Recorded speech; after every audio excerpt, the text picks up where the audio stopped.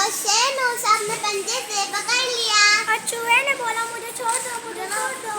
चूहे ने कहा मैं तुम्हारे किसी दिन काम आऊंगा।